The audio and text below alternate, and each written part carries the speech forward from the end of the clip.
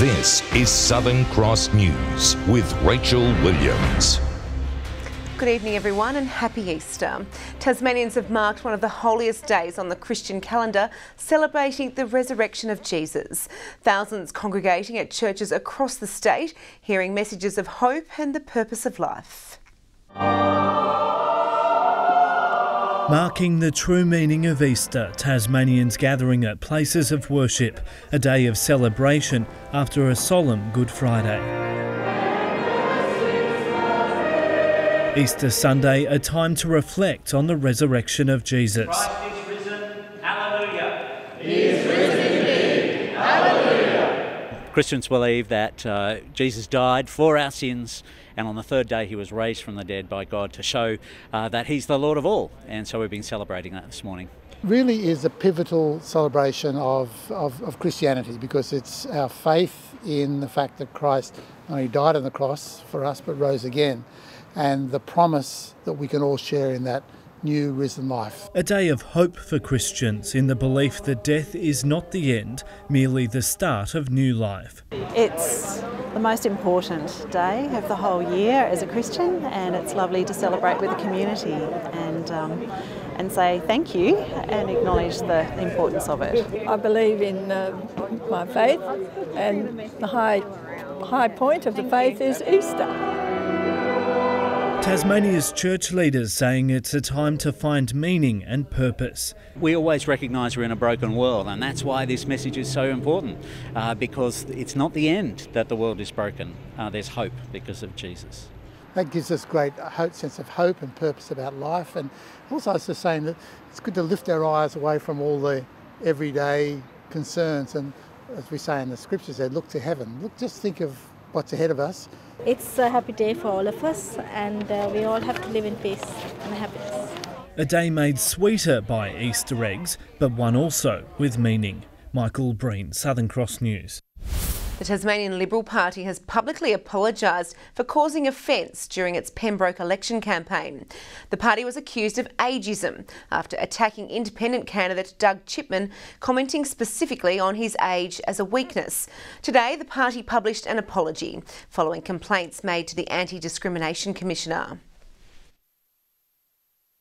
On Easter Sunday, when many families are out camping and enjoying Tasmania, they try and sneak it out. It shows they don't respect the Anti-Discrimination Commissioner, they don't respect older Tasmanians, and they've absolutely learnt nothing. The state government says it's unable to comment due to confidentiality.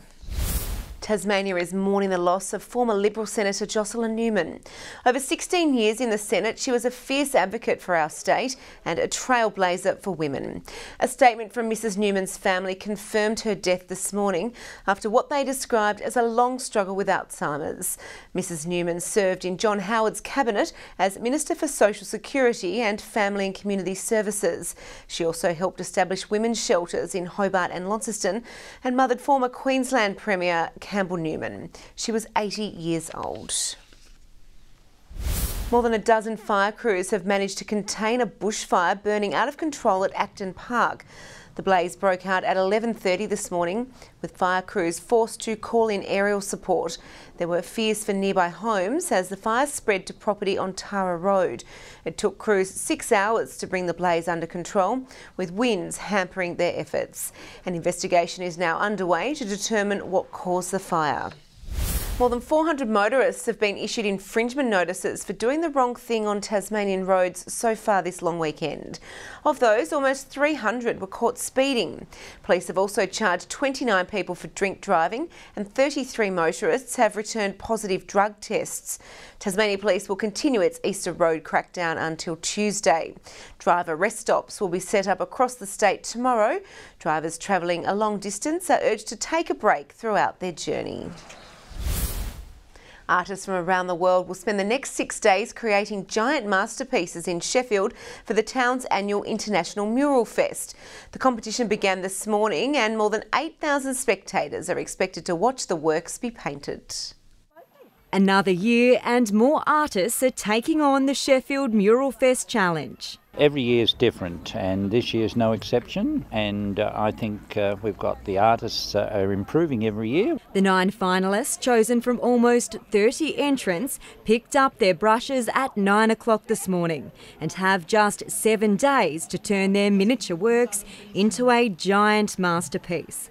The theme for this year's event is a poem titled Our Wonderful World. I love to paint animals, so it was a no-brainer for me to represent our world with native animals from all our continents. And the children of our future are leading the way because our future isn't in the hands of our children. Beryl Lee's daughter is helping create her mural. I live in Sydney, so it's, obviously don't get to see her all that often, so it's a good, excuse to be down here and spend a whole week together and just hang out. French artist Gwen has used his adventurous son as the centre of his creation, while this Queensland artist is also using her family for inspiration. Different children, mostly my grandchildren, and they, with all the flags from different countries, because we all have to learn to get on together. Most artists choosing to compete for the companionship. As an artist, a lot of the time you're working on your own and you never get to interact with other artists, see how they're working. Artists have until 1 o'clock next Saturday to complete their paintings. The winner of 2018 International Mural Fest will then be announced at 3 o'clock that day. There's $41,000 in prize money up for grabs, $15,000 to the winner, the Judge's Choice, $5,000 to the Highly Commended Judge's Choice Award. Each finalist will also receive $9,000 for completing their mural. Spectators can watch the works being created all week, and a $2,000 Visitor's Choice Award will also be presented. And for those getting a helping hand... How does it work with the prize money? Do you have to halve it? Yeah, we're splitting it. Monika Dadson, Southern Cross News. For the first time in years, Launceston has hosted the National Deaf Tenpin Bowling Championships. Around 70 people from across the country and New Zealand participated over the past 4 days. The Queen's, Masters and Tasman Cup events were held today. It's very important for all the deaf community to be playing, plus also to meet other deaf people face to face. Especially from other states, because we rarely see each other all the time, but every year we meet here at Tenpin Bowling. New South Welshman David Hayward top scored for the championships, scoring 265 this morning. Next year's event will be held in Victoria. The Easter Bunny found its way into the Royal Hobart Hospital today, visiting sick Tasmanian children. And he didn't come empty-handed, hoping to sweeten the day for families celebrating Easter in hospital. A special visitor bounding into the Royal Hobart Hospital, peeking into the rooms of some very important patients. Here you go, sweetheart. That's for you. The Easter Bunny hoping to sweeten the day, a sore tummy not stopping Oliver from collecting a basket of eggs. I like going to share some with Mummy and my daddy. Special hugs for every bunny, hopping his way through the children's ward to lift the spirits. Can you hop up and down like that, Easter Bunny? Put your hands here like this. Oh, very cool. I like that it celebrates Jesus, and also that makes sure everyone gets a lot of fun and chocolate. Many happy to see a furry face. Did you like seeing the Easter Bunny? Yeah. Yes. Others a little shy.